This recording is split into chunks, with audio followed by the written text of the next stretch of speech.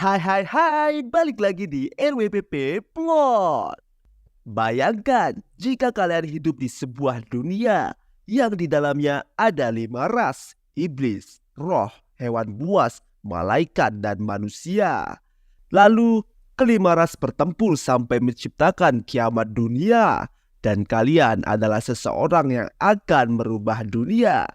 Jika ingin tahu rasanya, langsung saja. Ini dia alur cerita anime Nazeboku no Sekai wo Daremo Oboetai Nai no Ka, atau dalam bahasa Inggrisnya berjudul Why Nobody Remembers My World. Buset, namanya panjang bener. Wibu. Dibuka dengan memperlihatkan sosok makhluk yang terikat di rantai, di mana di situ ada seorang pemuda yang bertanya-tanya, makhluk apa ini? Apa dia malaikat atau iblis? Lalu kita diperlihatkan sosok wanita yang terikat tak berdaya. Dia berusaha meminta tolong sambil meneteskan air mata. Lalu kita kembali ke beberapa hari sebelum kejadian tadi. Pemuda tadi ternyata bernama Kai. Dia diperlihatkan sedang mengawasi sesuatu. Dia ditemani 2 orang temannya, si cewek bernama Saki dan si cowok bernama Ashran. Rupanya Kai dan teman-temannya sedang bertugas mengawasi Rubanah, di mana di sana dikatakan tempat untuk mengurung para iblis. Rubanah itu sendiri seperti piramid. Dikatakan di dunia ini ada 5 ras yang menghuni. Ada ras iblis yang punya kemampuan sihir, ras dewa liar di mana termasuk dalamnya malaikat dan elf, ras roh yang memiliki tubuh khusus seperti hantu, lalu ras hewan buas phantom di mana dipimpin oleh naga. 4 ras ini pernah perang melawan manusia yang disebut dengan Perang Besar 5 Klan. Agar perang besar kedua tidak terjadi, jadi yang menyebut diri mereka Federasi Urza punya tugas untuk mengawasi Rubanah, tempat iblis disegel. 300秒。墓所に異常なし。悪魔族は正常に封印されている。 Setelah waktu habis dan tidak ada yang janggal, Kai dan teman-temannya lalu pergi dari sana. Dalam mobil, Ashran bertanya, apakah iblis pernah kabur dari Rubanah dalam 100 tahun terakhir? Kai bilang, tidak. Jadi, mereka tergabung dalam Badan Perlindungan Umat Manusia yang punya tugas untuk memastikan hal itu tidak terjadi. Rupanya, bukan hanya ada 1 Rubanah, tapi ada 4 jumlahnya di seluruh dunia. でもよ、墓所は世界に4つもあるんだぞ。俺たちだけ真面目にやってもしょうがなくないか? Setelah itu, mereka tiba di sebuah negara yang disebut Federasi Urza, di sebuah daerah bernama Vishal. Kai dan teman-temannya terlihat sedang berlatih di markas Badan Perlindungan Umat Manusia cabang Vishal. Kai berlatih dengan sebuah boneka mesin tipe hewan buas phantom yang berbentuk naga. Walaupun cuma boneka, tapi sangat berbahaya. Terbukti ketika Kai menghindari serangan naga itu dan menghindar lalu memberi serangan. Tapi karena serangannya gagal, dia hampir saja mampus.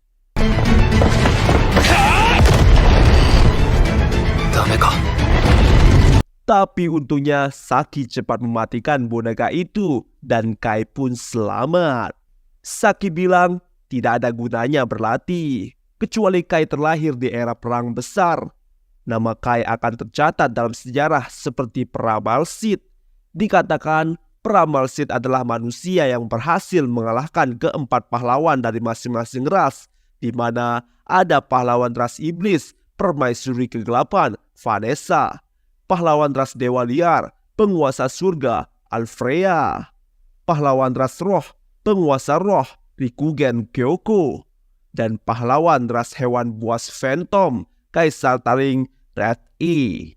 Peramal Sith mengalahkan keempat pahlawan itu menggunakan pedang bersinar yang diberikan Dewa Nubuat Asura Soraka. Meski mereka ragu apakah peramal Sith itu benar-benar ada atau tidak, soalnya tidak ada rekam jejak mengenai peramal Sith. Lalu Saki membahas tentang kado apa yang akan diberikan kepada Jenny untuk promosinya. di mana Jenny akan ditugaskan di kantor pusat di ibu kota kerajaan Urzak. Dia adalah orang termuda yang dipromosikan ke sana. Di tengah perdebatan itu, tiba-tiba Kai menerima pesan dari Jenny yang mengajaknya untuk bertemu di stasiun. Dia bahkan menyuruh untuk merahasiakannya dari Saki dan Ashran. Padahal pesan itu sudah terlihat oleh Saki dan Ashran. 金子総前に集合？サキとアシュランには内緒でってこれ勘違いだ。 Tiba di stasiun, Kai menemui Jenny. Ternyata Jenny adalah seorang wanita cantik berambut perak dengan mata merah marun merona. Rupanya karena Jenny akan pergi ke Urzak pekan depan, tujuan Jenny mengajak Kai bertemu hari ini adalah untuk berbelanja. Jenny berbelanja hari ini bukan untuk dirinya, tapi untuk hadiah yang akan diberikan kepada Saki, Ashran dan juga Kai sebagai hadiah perpisahan. Karena nanti saat Jenny kembali dari tugasnya, dia akan menemukan Saki dan Ashran sudah dibebas tugaskan dan menjadi warga sipil. Kai lalu menyemangati Jenny. Dia mengingatkan mimpi Jenny untuk melampaui ayahnya yang seorang kepala kantor pusat Urza. 官の親父さんを超えるんだろ。子供の頃から何十回聞かされたかわからないからな。ジャンヌの目標。 Setelah mereka berbelanja, mereka segera pulang. Di jalan pulang, mereka membicarakan memori waktu kecil ketika Kai bilang dia menemukan rumah iblis. Saat itu, Kai bilang jika dia melihat pedang peramal Sith.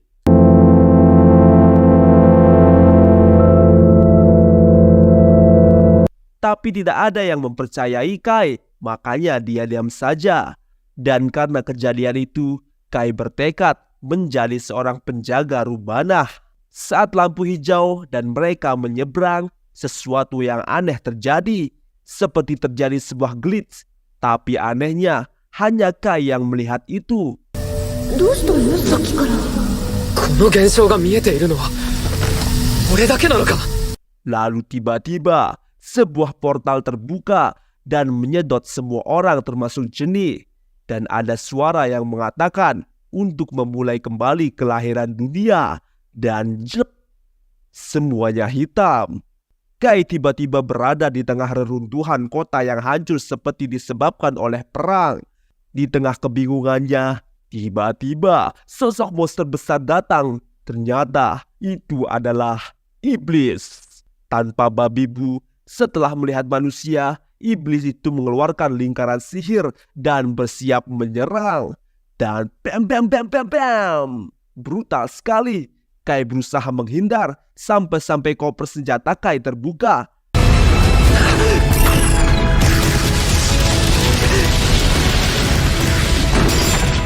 Belum sempat bernafas, iblis itu berniat menyerang lagi. Kai dengan cepat berlari untuk mengambil senjatanya. Senjata Kai sangat unik karena gabungan dari pedang dan senapan. Kai lalu memasukkan beberapa peluru. Serangan iblis datang. Dua.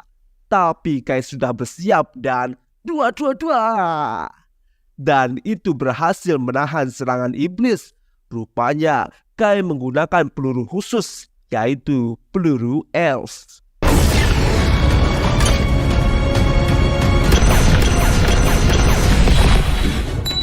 Tapi terlalu cepat untuk senang. Serangan selanjutnya, lingkaran sihir muncul dari tempat Kai berpijak. Terbakarlah. Sebelum kita lanjut, Mimin punya kabar gembira buat kamu yang suka banget sama anime Kaiju nomor 8. Karena LWPP Plot mengeluarkan kaos resmi dengan desain menawan. Tampak belakang menampilkan desain Kaiju nomor 8 yang tengah terikat rantai. Ajib banget kalau dipakai sehari-hari. Apalagi dengan bahan Keten 24S, bikin nyaman saat dipakai. Dan kamu juga bisa dapat stiker gratis loh. Kalau kamu tertarik buat memiliki kaos ini, langsung aja cek di Shopee kita LWPP Store. Atau bisa langsung klik link yang ada di deskripsi. Api menyala membara muncul. Kai dengan sigap menghindar. Sambil berlari, Kai mempersiapkan pelurunya. Iblis menghujamkan kuku tajamnya. Kai melompat dan tebas. Belum selesai.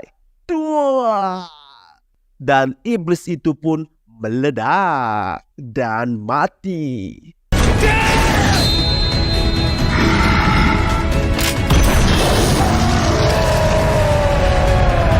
Ini adalah pertarungan nyata pertama Kai. Tidak sia-sia latihannya selama ini. Tapi Kai belum bisa tenang karena tiba-tiba ada satu iblis lagi yang muncul. Bahkan yang ini sangat fasih berbahasa manusia. Rupanya iblis ini bilang dia belajar bahasa manusia agar mudah menjadikan manusia sebagai budak.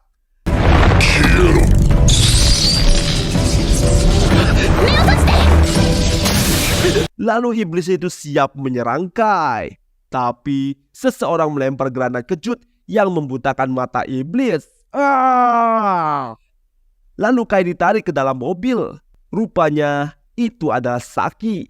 Bukan hanya dia, tapi juga Ashran. Tapi anehnya, Saki dan Ashran tidak mengenali Kai. Kai berusaha mengingatkan Saki dan Ashran jika mereka berada di regu di Badan Perlindungan Umat Manusia. 覚えてないのか。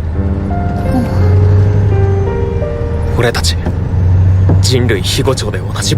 Saki sendiri bingung karena saat ini dia berada dalam kelompok perlawanan. Kai sendiri belum pernah mendengar tentang pasukan perlawanan. Rupanya manusia telah kalah dalam perang melawan 4 ras. Dan kejadian itu sudah terjadi 30 tahun lalu. Kota dan wilayah di seluruh dunia diambil oleh 4 ras lainnya. Dan manusia terpaksa harus bersembunyi. Akhirnya mereka sampai di tempat persembunyian para manusia. Dan mereka menamainya kota Neofficial. Tujuan dari pasukan perlawanan umat manusia adalah untuk melawan 4 ras dan melindungi manusia. Lalu Kai bertanya, kenapa manusia bisa kalah dalam perang besar? Bagaimana dengan peramal Sith? Tapi Saki dan Ashran malah tidak tahu siapa itu peramal Sith.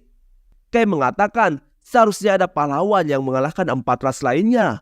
Tapi Ashran bilang, jika memang ada pahlawan seperti itu, mereka tidak perlu tinggal di bawah tanah seperti ini.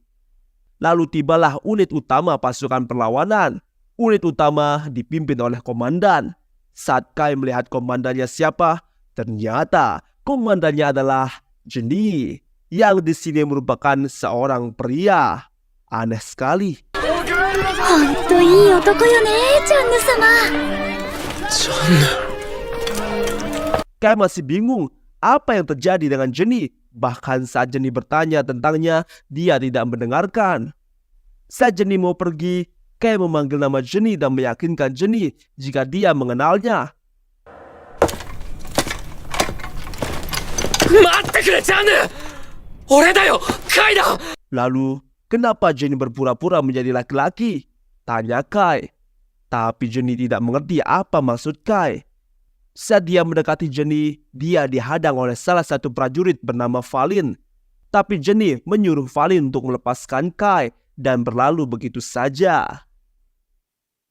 Malam harinya, Kai sibuk membaca sebuah buku dan peta yang ada. Tapi dia sama sekali tidak menemukan jawaban. Dia tidak menemukan satupun catatan tentang peramal Sith. Tapi dia menyadari sesuatu. Meski Sith tidak ada dan umat manusia dikalahkan, tapi kenapa Rubanah untuk menyegel 4 ras masih ada? Lalu keesokan paginya, Kai berniat pergi ke Rubanah. Dia meminjam mobil dari Ashran. Kai pun pergi sendirian ke Rubanah. Sesampainya di sana, dia terkejut melihat penyegel Rubanah sudah jebol. 封鎖石が外れている。 Lalu Kai masuk ke dalam dan melihat cahaya di ujung lorong. Saat sampai di sana, hal yang dia lihat begitu menakjubkan. Dia melihat pedang cahaya legendaris milik peramal Sith. Lalu saat Kai mengambil pedang itu, tiba-tiba ada suara yang menyebut Kai sebagai pemegang kode. この剣を手放すな。世界座標の鍵、コードホルダーを。 Lalu sebuah cahaya memancar dari pedang dan membuka sebuah pintu. Di dalam pintu itu ada sebuah portal. Dari dalam portal itu ada suara yang meminta tolong. Tubuh Kai tiba-tiba tersedot ke dalam portal. Di saat Kai membuka matanya, dia sudah berada di tempat lain seperti di atas awan. Dan inilah alasan Kai bisa berada di sini seperti yang kita lihat di awal. Dia melihat seorang wanita bersayap yang sedang dirantai. Wanita itu meminta tolong untuk dilepaskan. お願い、この鎖を外して。 Dan bejir, episode ini berakhir. Episode pertama dari anime ini benar-benar bikin penasaran. Kemana Kai sebenarnya? Apakah isekai masa lalu atau masa depan? Yang jelas anime ini wajib kamu ikuti. Mumpung masih seger nih, baru episode 1 geng. Jadi tungguin episode 2-nya ya. Buat kamu yang suka dengan konten seperti ini, jangan lupa like, komen, dan subscribe.